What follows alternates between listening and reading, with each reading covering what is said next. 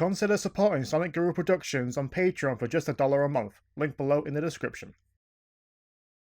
I am not getting defensive. Do you want to fight? Hello, welcome. This is a special item box, not just of me, Niki. We also got James, aka Jaimetud. Go subscribe to his channel, link is in the description below. But this will be the final video where we talk about the Sonic the Hedgehog movie. Mm-hmm. And you won't hear a peep out of us about the movie until after the movie is out and the embargo has been lifted, because apparently there was a premiere in London a couple days ago. Yes, there was. Yes. Ooh. And Jim Carrey, James Marsden, Ben Schwartz, they were all there. There's also a cute video online of a very shy fan crying, and Jim Carrey was kind of scaring her a little bit. He felt bad. He apparently even came back and made sure she was okay. Yeah. That's it. Yeah. That's good. Jim Carrey's fucking. He's great. Aww. So, this is our pre-release thoughts. About 13 days before the movie is out officially, even though there's some, I'm seeing some premiere times on the 13th in the evening, like 5 p.m. I might actually do that. I'm just kind of wondering, out of all the days to release a film, why Valentine's Day? I guess I'm trying to think. Actually, is it more profitable for that type of for cinema goers? Or No, I think I figured it out. It's very simple. It's on a Friday. Yeah, all right then. Probably that's it. Yeah. Although unless we I go around work and I start seeing Sonic the Hedgehog kitty valentines being handed out. Why is that's actually a good thing as well? Why isn't there any Baby Sonic picture? Got that Baby Sonic picture? Why isn't any cards of that? I would love that. I bet you that's something they want to do. That will be something once the film hits. There'll be cards of this, birthdays, Valentines, or whatever, if they're smart. If the movie actually turns out to be good and people go see it, that's it's like I said in the last item box. It's projected to earn at least 40 million. And the budget for this was 30 million, up to a bit since the redesign. And fuck you, Paramount, for putting crunch on as animators. Yeah, I'm gonna go into that. That's my gig. If I'm warning people now, that will be my tangent. So I'll warn you when we finally get into that.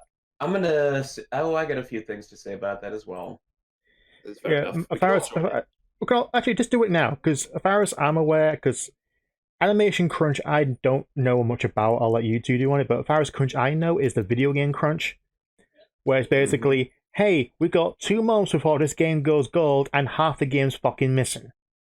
So let's do like 15-hour shifts a day, 7 days a week, and get people to literally sleep in the office and go under stress that takes weeks, if not months, to get over. Yeah. All for what? A game just to get a 9 out of 10, 10 out of 10 on fucking Metacritic? Yeah, I mean, Red Dead Redemption 2 is a really good game. I wouldn't know, but when South Park does an episode of it with Man Bear Pig, obviously it's going to be something. I was going to say, I mean, that's the best example I can give to people. What does it visually look like actually doing crunch time at work? Well, I don't know exactly what it looks like. I can imagine what it's like, because as a video editor, I have pulled all-nighters before. I've been up until the wee hours of the morning. Back in college, I used to just sit in front of the computer all night with friends and coffee and get some sort of solid project finished by the end of it. Can't really do that so much anymore. But, I used to do that. There's a couple of reviews I actually spent literally all day on. Like the April Fool's video where I reviewed Scott Pilgrim in the style of Pages to Pictures. Plugging your show, go check him out. I did, because I procrastinated on that. We planned it two to 3 months in advance. I procrastinated to the last fucking day. Because I had ideas. I took pictures of the graphic novel, in case someone corrects me. And graphic novel, thank you very much. get the fuck out. And What are you doing in my house? I wrote, I recorded, I edited, all within one day, and got at least about 3 o'clock in the afternoon. I uploaded that video. Mm-hmm. Whereas you, Mike, and Morgan did it days ahead. Yes. So that was my experience of doing crunch, but that's self-inflicted. I don't get paid for it because there's a content ID on the video. Yeah. Oh. Anywho, We'll get into so animation crunch. Apparently, they were all, well, majority of I think the whole studio or majority of the studio was just laid off. Yeah, well, this is the thing I want to bring up. So, okay, the whole thing with the whole redesign thing, because what we know the story is basically they went with the design, pre-production design, whatever, went into doing it, and by the time the first trailer came out, people initially went, "That's weird," or "I don't like it," and then us oddballs, i.e., fanboys, decided to go rage quit about it. So it's like, oh, I guess we'll have to go back and change it over. So they had to double that time of redoing shots with the character they've already made. And my niece has actually got a peek. Sorry. Go on. Even my niece has actually got a peek at that first trailer, and I didn't want them to because I didn't want to scar them. My brother-in-law said, "I saw the Sonic trailer. I'm sorry."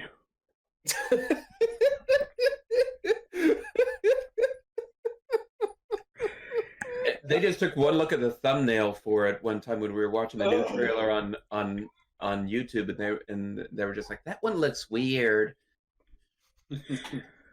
Yeah, I mean, for me, I think, from my understanding, I mean, for me, I'm not so bothered about it because, again, I think a lot of us, there was obviously the poster, then the pre-release promotional stuff, and then the initial leaks. So we kind of already knew this was going to look. We kind of had an idea what this was going to look like anyway. I had an idea what it was going to look like because when they said it's going to be a live-action animation hybrid in the same vein as having a Chipmunks. Yeah, well, in that sense. But again, it was the case of what does it look like when it's moving and stuff, and everybody decided to take the whole screaming bit and meme that like crazy and all that bollocks. But the thing about it, the bigger problem, like we said before, is this is the third time I'm saying it. Paramount didn't give a shit; they just wanted the movie out. But when everyone hated it, that's like, oh shit, we got to do something. Yeah, the 2 points I'm going to bring up about this is I'll talk about the studio thing. So apparently.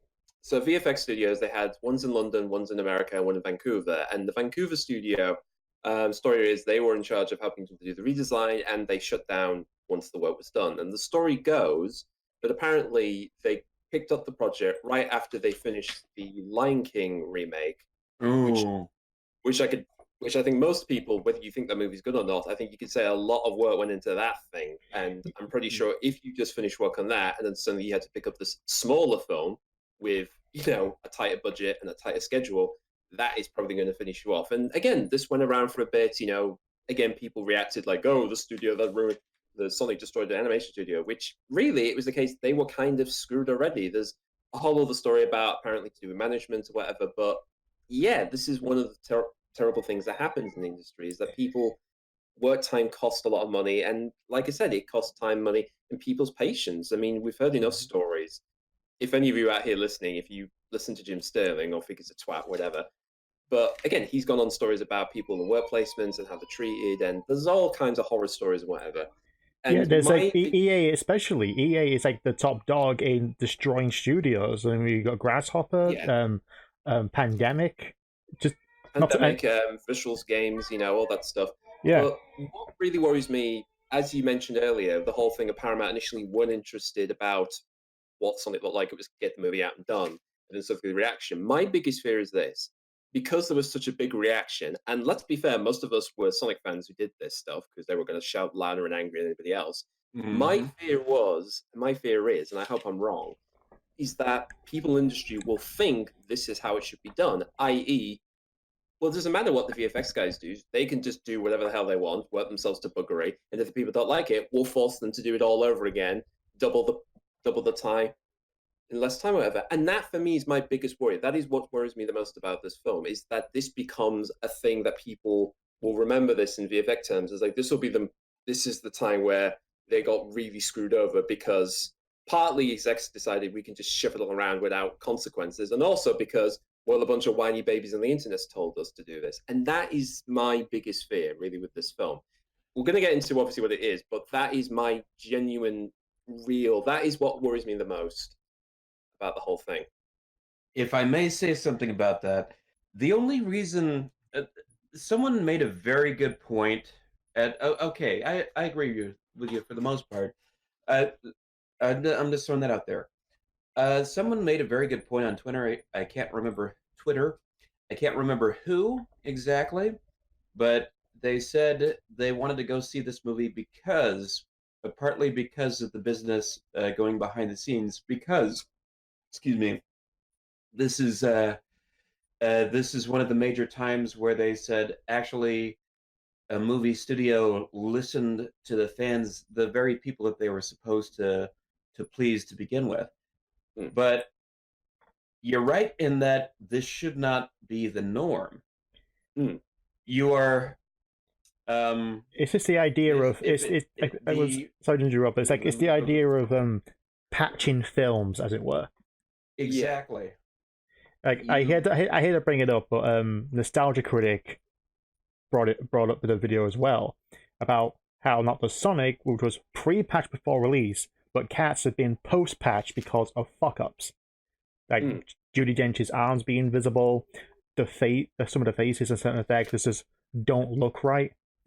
But then you got also George Lucas, who kept touching up the original trilogy to a point where the original practically no longer exists. But look at it as like people had them on. Was it on Laserdisc? Because I'm pretty sure that's like. I'm not too sure. Yeah, I know there's always, and again, we could be here all night talking about the whole. But it's also the fact that when certain films come out on Blu-ray, it's always the extended edition or the definitive edition. It's like, I watched Batman v Superman originally. Then all of a sudden it's like, hey, go get it on Blu-ray. You got an extra 15 minutes of footage that was added in afterwards. So what's the fucking point of actually going to the film in the first place when you're patching in scenes that weren't available on the initial viewing? Does it make it better or does it make it worse?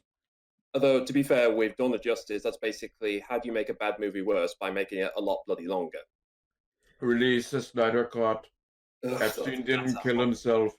That's a whole other argument. But getting this back to the whole thing, I think particularly with the whole, like you said, with the whole patching thing with both Sonic and Cats, I think the difference being is with Sonic, they had the film more or less done. I mean, they had the live action things done, finished with the actors and location stuff, and it was putting in, obviously, the main character.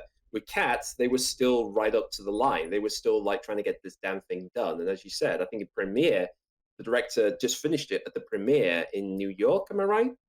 So in a sense, that movie was still trying to figure out what we're going to do, how's it going to look and stuff. So, and I think fundamentally the difference being with those two films, the Sonic movie, the base of what that film is, what the film's going to end up being, hasn't changed. Like it's still a road trip family comedy film, whereas Cats was always, all right, how do we take this poem that turned into a musical, which kind of has a narrative, but it's all these different characters and the people, and how do we humanize them? That's a fucking hard sell, if I'm honest. So you're feeling an uphill thing with that. So, am I the only one who thinks it's ironic that a video game movie gets patched? No, it's not wrong. It's not. Well, we act like this. You guys bring up a good point. Also, we act like this sort of thing is new. The idea though that it's only going on with animation, not necessarily the case. Every time you hear reshoots, whenever you hear about reshoots now with the movie, people just sort of think, oh god, they're trying to unscrew something up. DC did it again. Like Suicide Squad, for instance, that had reshoots. And you know what else had reshoots? Die Hard, Little Shop of Horrors. Rogue One. I'm talking about years ago. Yeah, those basically films that established themselves like as classics, but also had reshoots. Yes. Like you wouldn't think Die Hard, which I heard apparently they just set different books, just throw in John McClane and make it connect. Mhm. That's what I heard. It's just different books. Oh, Um, yeah. Maybe you can do Die Hard 2 and Die Hard Revengeance someday. If you can find Maybe. if you can find the book, I don't know what book it's based on. Yeah, the Um, difference. and I thought I was going Third with movie's this. based on a different movie script. It's not actually based on a book. But anyway. Yeah. These are already established. You wouldn't actually think they were. They Mhm. But as you said, I mean, like even with sorry. like Star Wars: A New Hope, that already had shots that weren't in the original film, like Han talking with Jabba, and that was before Jabba was established as a space slug. Yeah. So, well, and then the special editions happened, and history rewrote itself a little bit. But Yeah, regardless, Han shot first. no, McClunky shot first. So, what was I going to say next? I think I think that this movie is going to be better, but I still think it's got issues. I'm gonna go see this in the theater. I'm gonna have spent and I went to go see the Cats movie in the theater because I really need some escapism on a really bad day where I just needed to see a movie with humanoid cats. You need something to laugh at. I needed something to disconnect, and that was some hard stuff. You need an escapism. I Everyone totally needs an agree. escapism sometimes. No, I can totally agree with that. I mean, as someone who did, who went to see the fourth Transformers film because of a bereavement in a family member, so I know exactly what that is like, just to get something away from the harshness of real life. So I can totally understand. Yeah, Mhm. like you said earlier, it's like I think right now, like all the trailers we're seeing, all TV spots, and then a few clips that Paramount has been graciously giving out, even though I think they're kind of spoiling things here and there. It depends It how far in context those clips are.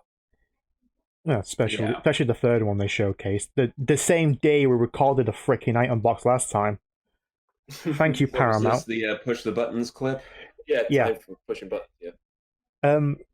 My problem with all the not just that they're showing the trailers, the problem I have is that a majority of it, I think, won't be visible until like much later in the movie.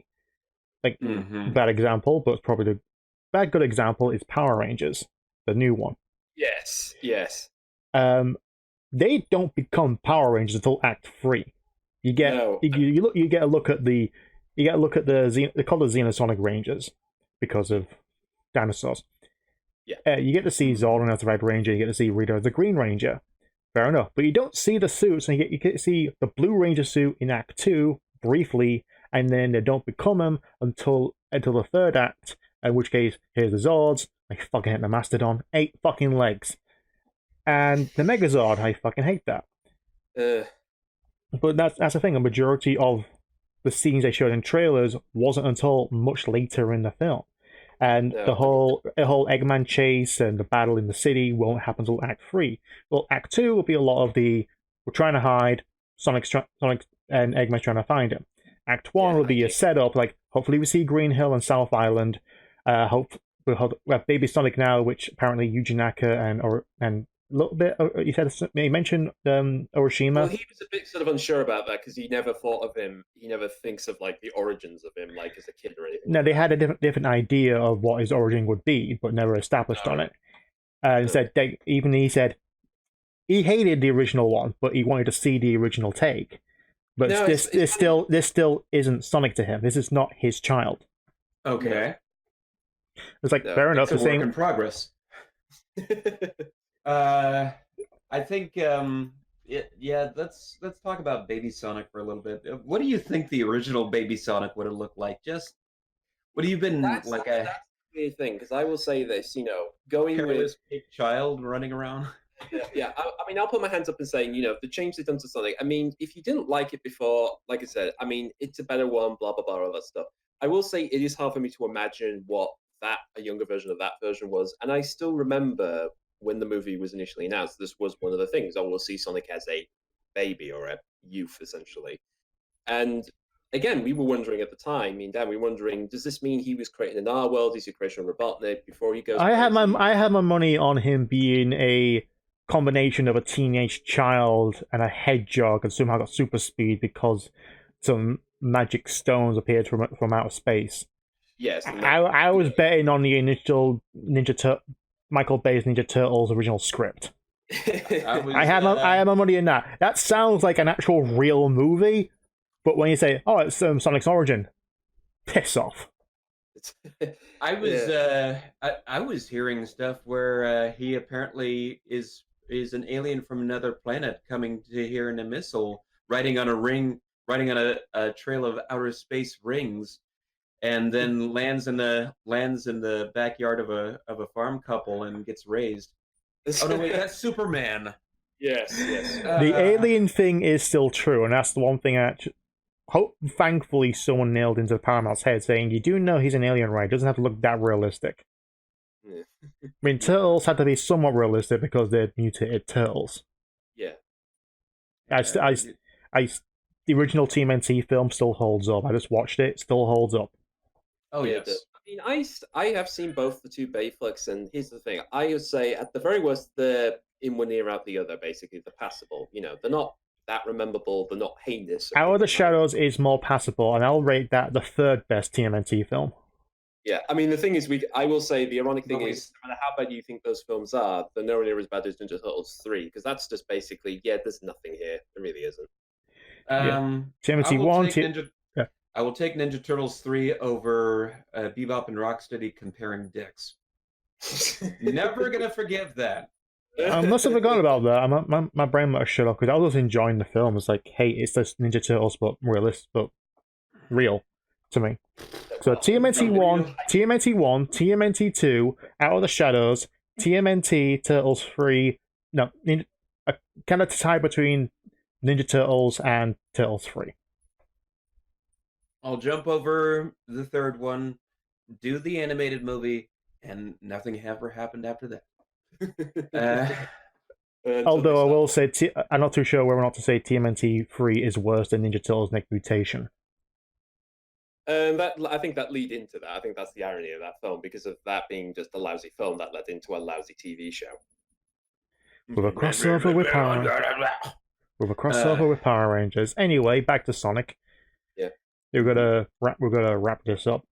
Yeah, well, there's two things I want to ask you to, actually, for fun. Is, first of all, I can say at this point in time is, I think it's better to say we're more confident of what the film will probably end up being at least fun. I think we can say that the tone of the film and what we've seen so far is, I think at this point, we're a little bit more, I guess, optimistic at this point.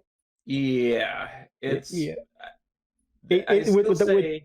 You go first.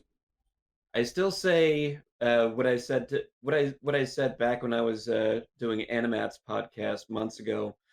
With the redesign and everything, and not just the redesign, but the overall tonal changes with the trailers and everything. By the way, you folks out there who have been taking these movie clips and making funny stuff with them, keep doing that.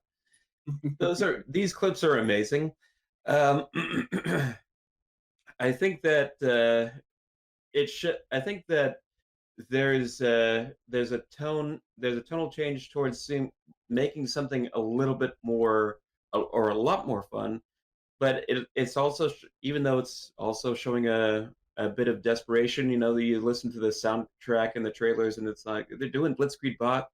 They're doing Blitzkrieg Bop. Is that the go-to trailer song now? Every time you want to make something look fun, I guess. It's better than Kids in America. I give it that. They're doing this to try and patch the film up, and we've talked about that. So I think that what we have is a better looking film. There's still so much that they have not shown us. They have not shown us. We're just getting little bits and pieces with James Marsden's character's fiance and his daughter. Yeah, and the mother-in-law, which honestly is a funny moment. I'm looking at all that stuff, and I'm just like, we didn't even see this before. Who are these people? It's supposed to be the human stand-ins. It's like we're meant to be in their shoes. Like, no, that's Tom. I'm Dan. So that's why I don't get the Sam Witwicky thing. It's like, I know it's supposed to be a stand-in. Like, we're meant to be on this journey with them. It's like, no, you make the characters interesting. That's what was wrong with Sam Witwicky. He wasn't interesting. Yeah. Do you want to go, James? The real period of time to make a Sonic movie was, as I've said before, was back in the late 90s, early 2000s when fans were really wanting a follow-up to Set AM.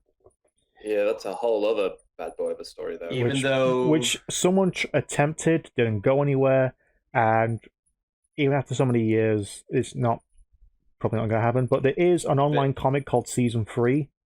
Go and check it out. It's got the same art style. And we've also got the Kickstarter project Season 3 animated. Yeah, not to mention we've got STC Online, Archie Online, and Sonic Legacy, which is a retelling in the same kind of vein as STC and Archie. Basically, here's our own character we've inserted. It's great comic, by the way. There's also one on DeviantArt that I came across recently called Sonic Retold.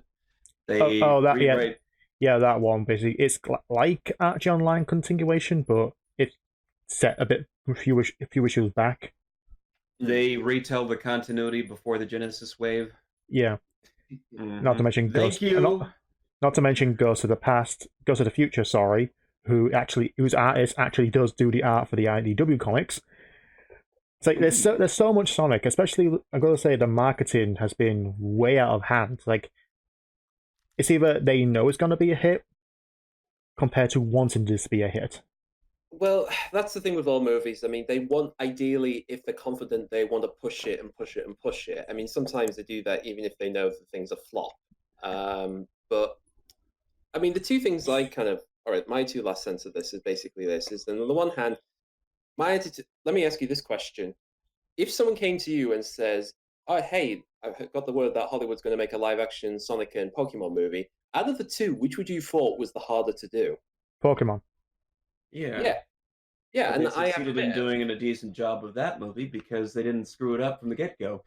Yeah, but again, I find that funny because I would argue with Sonic the Hedgehog is, you just mentioned all the various comics and the SAM series, blah blah blah and stuff. The funny thing with Sonic is, I think what's great about it in a way is that it's so malleable. There are so many ways you can treat this character and indeed the world. And like I said, we've had over 5 TV shows, various comics or whatever. There's a lot of creative liberties you can take with it. And like I said, the movie's going to be doing its own thing. With Pokemon, like I said, the biggest problem with that was, okay, you've got to set up the world, you've got to set up these creatures, you have to find a way into that thing. And there is a world, but not, and it has various types of lore, but there isn't an established story. There's no context. Like, okay, there's Rocket, there's Giovanni, and there's a championship, and that's it. Yeah, I mean, you would have thought the easy thing to do is let's follow a trainer on his journey, which is what the anime series has done and whatnot. And Detective Pikachu, the fact that it finds this bizarre way of, okay, for people who know Pokemon, they're going to get all the references and jokes and insider and, oh, look, it's Bloody-Bar and so-and-so. Whereas newcomers are going to be like, they are being introduced to this for the first time and it's going to make moderate sense. Not perfect sense. No movie can ever be that. But it's a way of into this world and sort of experiencing a story in this context. And like I said, the thing with the Sonic movie for me is, the way I'm viewing this, I use Transformers as an example, but really I'm looking this more in the view of Paddington, which, speaking of plugging, you can check out James's view of the Paddington movie and books on his own series, From Pages to Pictures. Though, did you know it's a Nickelodeon TV show now? Yeah, he doesn't like the movie. Sequel's better. There you go. The camera. But again, this is something I want to bring up because the thing with Paddington is, I remember going in to watch that, and I didn't really know how you can make Paddington into a film. I kind of thought, well, these type of movies where it's a talking animal comes into a family, a group, and gets in hijinks. You're thinking, we've seen so many of them. They're filmed the same, shot the same. kind of the same type of comedy, and they're just kind of like, yeah, whatever. And then you see them on TV, it's like, oh yeah, that bloody thing existed. But Paddington, for me, it felt like they really not only did they understood what makes Paddington as a character work, that he is this essentially this polite bear that gets into all these havocs unintentionally, but the way the film is shot, the way it's edited, the way the characters, the Brown families, the way it's done. I was listening to the commentary for the second movie. He says the thing with Paddington, you set it in the real world, but we still have a storybook-like universe. Like it still has a fair fantasy to it. And the thing with this movie is, if it's going to work, undoubtedly the big key thing is Sonic and Robotnik going to be entertaining enough when they're on screen? And then whenever they're not, when it's about Tom and his story or whatever, are they going to be, is the film going to stand on its own two legs without those elements? So that is the main important thing, is the film itself. Yes, us lot are going to cheer and laugh if the jokes with Sonic and Robotnik, but are they going to intertwine with the rest of the film? You know, the tone, the editing, all that stuff. That is the most important thing, is that at the end of the day, if this movie works, it'll work because they figured a way of making this work with the character in that setting. Also, I have a few other questions. Like, what? Looking at all the marketing for this, like, why do we seem to be interchanging, calling Jim Carrey's character Eggman and Robotnik in different scenes? It's going back to originally what Sonic Adventure tried to do by calling him Eggman as an insult rather than it was a Robotnik. gag by Sonic, and then somehow he just took that and became its name, really. Yeah, No, you can't call me anything else. Egghead. God damn it. Yeah. The movie's gonna try and explain that somehow. And two, am I the only one who's made the connection that this is the Sonic Extreme movie that never happened? Not quite. I mean, that was an even crazier thing, involving a kid writing a World War II story about a pilot named Sonic and then using a supercomputer to bring it into the real world, and somehow Robotnik and another. Again, there have been many attempts to do a Sonic in live action. So whatever like I said, this is the less crazy one. And as I said, if it works, I'm not against the idea of Sonic being a live action. I think there's a lot you can do with it. I think, if anything, I've got to a point now where it's like, there are some fun things you can do. We've seen clips of him, his abilities and whatever. And like I said, it could work, and I'm hoping it does. I mean, I'm saying this just as a general film goer now. So, you know, I want it to be good. You know, not for the sense of... The only thing I would say is if and when they make a sequel, a majority of it is going to be CGI, because it'll be focusing on Sonic, Tails, and whatnot if they have the characters. And Eggman and Jim Carrey will be the only live-action character. Yeah. Or unless they go the Smurfs movies route and suddenly Gargamel's a animated character, they forget that live action movies ever happened. Possibly. At least then you're not restricted to keyframes and a model of the old design Sonic. Jesus Christ, that's fucking freaky. So yeah, this movie is going to be Sonic 1, the video game. And if there are any sequels and follow-ups, they might improve upon things by introducing different characters. I'm not disallowing that in the least. But they better jump right to Sonic Adventure if they know what's good for them. Now I do. I'll end with this. This will be my last thing. I'll end with this. I do have an idea of what they could do for a sequel, but I'm going to wait until we come back and see it, because I think if the movie is going to go the way it is, I think there is a way they can do a sequel, both building on what they've done in this, along with adding all the stuff we would like to see them do. Mm-hmm. So I'll end it with that. Okay. So, Sonic the Hedgehog, the movie, not the old OVAs, the new movie, February 14th. 2020. This will be now on Google. This is how we're going to go.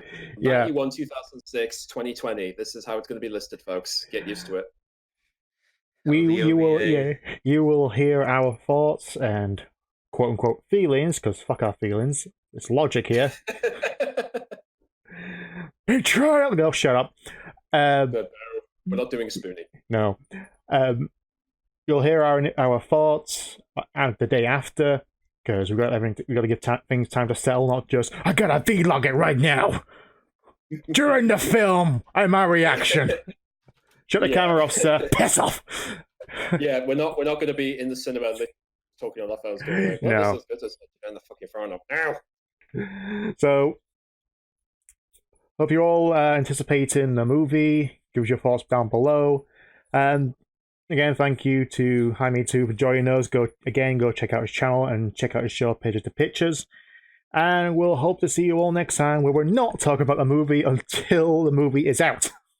This has been a long fucking journey. I've got to make another playlist of every single time we talk about the movie. Put it this way, it's been a long but definitely eventful trip. Yeah. Yeah, So- at least put it this way also, at least with the new Sonic movie, we're not getting the Sonic OVAs. I still kind of enjoyed that. Yeah. Why don't you help him? You're the one who can fly. Ah, you know help! Ah! Sonic, watch me! Watch me! Yeah, as long as you don't get someone who sounds like an 8-year-old woman with a block nose playing Tails, he does appear, so it should be okay. I thought we were done with. I thought we were talking about the movie. I thought we were talking about the movie, not Sonic Heroes. I am not letting that one go. That is a terrible performance. Anyway, I'm Sonicguru. That's Niki17, and that is Jaimetud. We will see you, and we'll see you. You'll hear from all from us next time. Ciao for now, folks. And remember to catch that hedgehog.